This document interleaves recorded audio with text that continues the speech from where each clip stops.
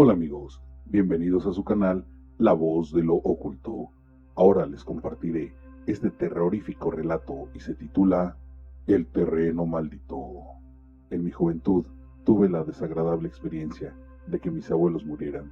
Fue un gran dolor para mí, ya que los amaba. Yo, al ser su único nieto, recibí toda la herencia que ellos habían dejado. Muy pronto, después de su entierro, me contactó su abogado, el cual dejó en mis manos aquel testamento. En él decía que yo era el heredero universal de todo lo que poseían, su casa, 2 autos y unas parcelas en el estado de Querétaro, en donde ellos cultivaban en su juventud, pero ahora era un terreno casi baldío, con una casa discreta que ya estaba en ruinas. Pero citaba el testamento que escribió mi abuelo, que de algo me podría servir aquella propiedad que en su tiempo fue muy próspera.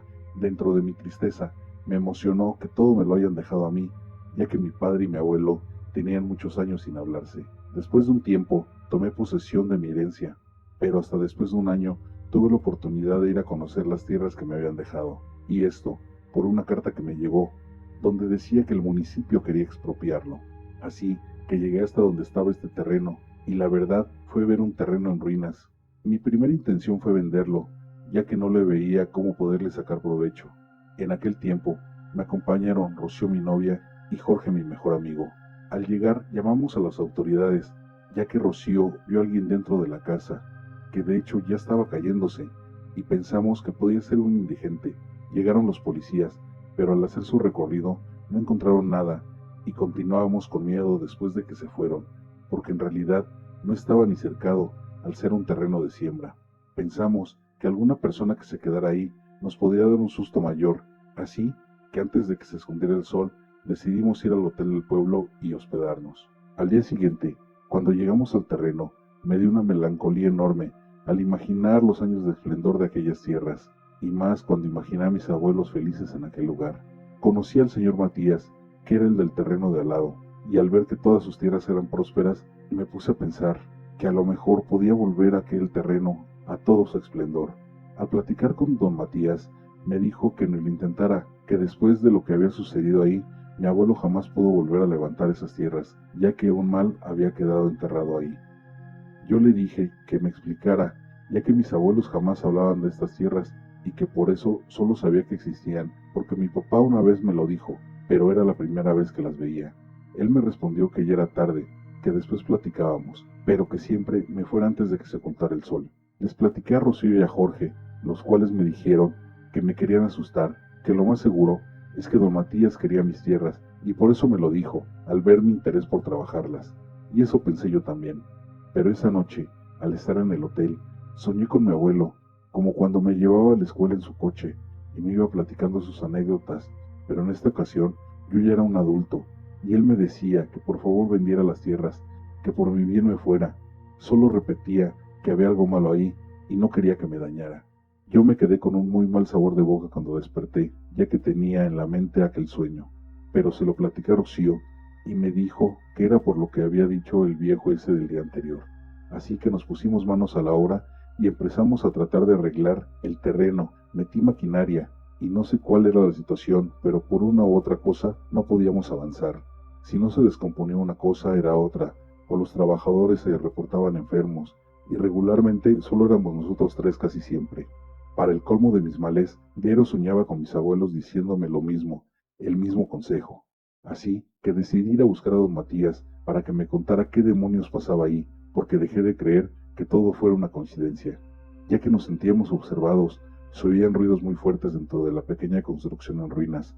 Varios trabajadores decían que veían al muerto, y varios en el pueblo no querían trabajar en aquel terreno, porque decían que estaba maldito.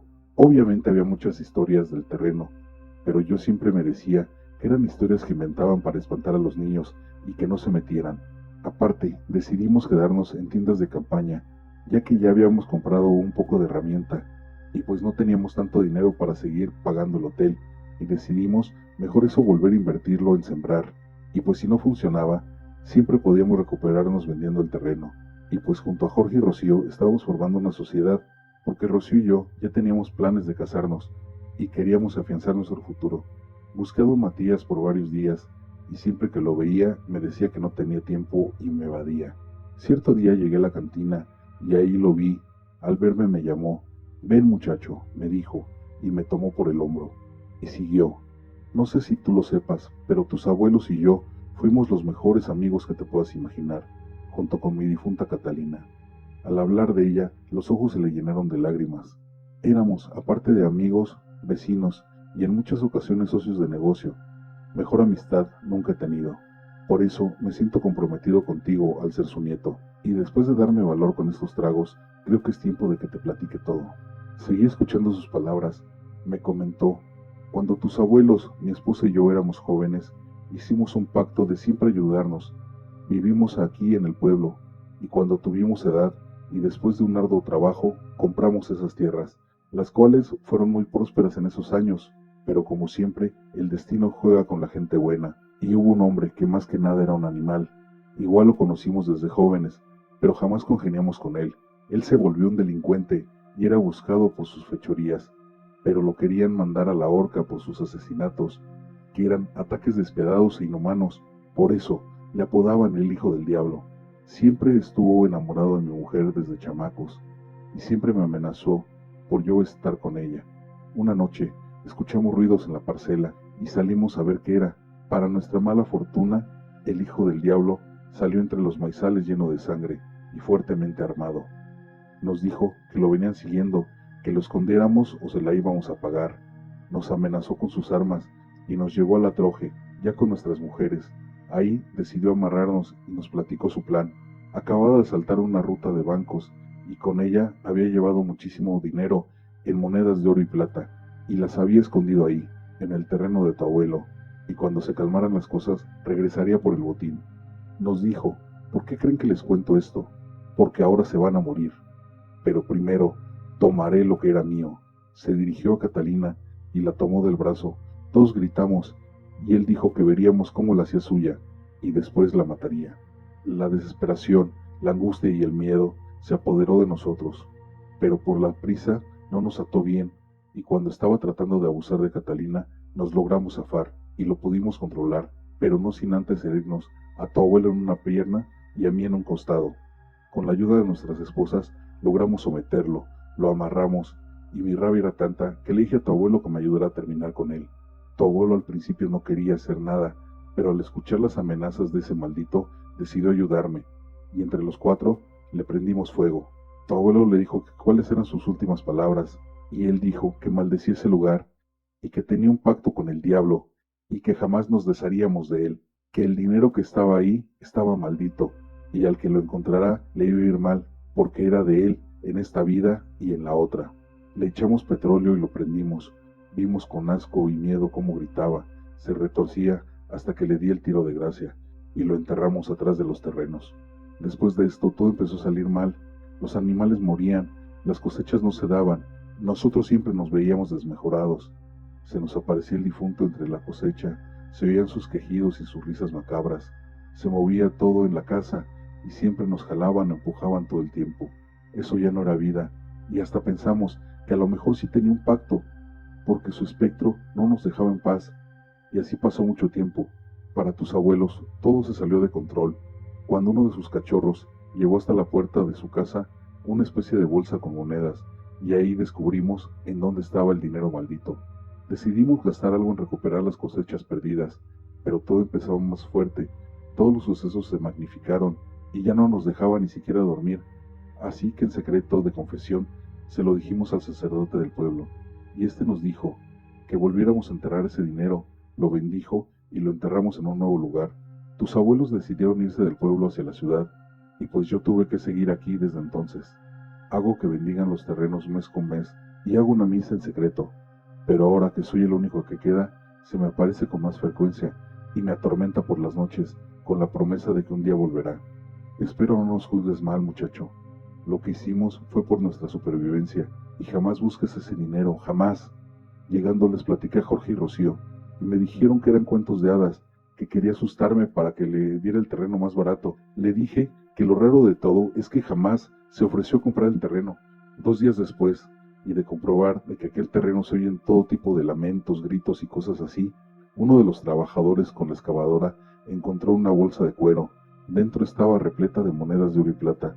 Yo estaba atónito y mis acompañantes estaban contentísimos, pero de pronto todo se puso más raro. Soplaba el viento frío y jamás me creerán, pero se escuchaba una voz demoníaca en el ambiente. Se nos puso la piel chinita y más, porque no tardaba en oscurecer. Decidí decirle a don Matías del hallazgo, pero me dijo que no fuera tonto, que regresara eso y saliera de ahí. Cerró la puerta en mi nariz.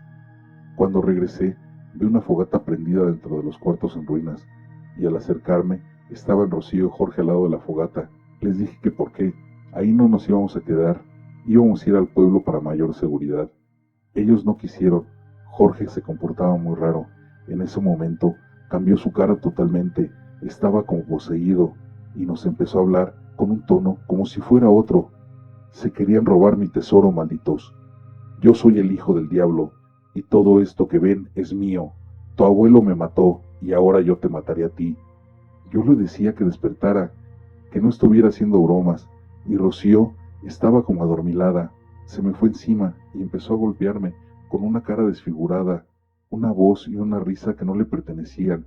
Me amarró fuertemente y me dijo que primero tenía que sufrir y que vería cómo ultrajaba a mi novia y después la quemaría, después a mí y por último a mi amigo, y que esa sería parte de su venganza, pero que antes se vengaría de Matías, el maldito que lo quemó. Así que se fue y regresó con don Matías amarrado.